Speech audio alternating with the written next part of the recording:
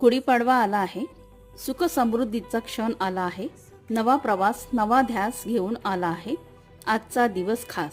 गुढीपाडव्यानिमित्त आपणास हार्दिक शुभेच्छा. चला तर रेसिपीला सुरुवात करूया. ह्यासाठी मी स्वीट पोटॅटो घेतले, ते पाण्याने स्वच्छ करून घेतले व पील करून घेतलेत आणि ग्रेट करून घेतलं.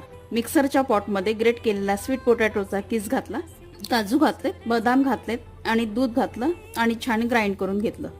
त्याचं टेक्स्चर व्हिडिओमध्ये दाखवल्याप्रमाणे असावं. आता ते मातीच्या पातेल्यात काढून गॅसवर मंद आचेवर छान शिजवून घेतलं.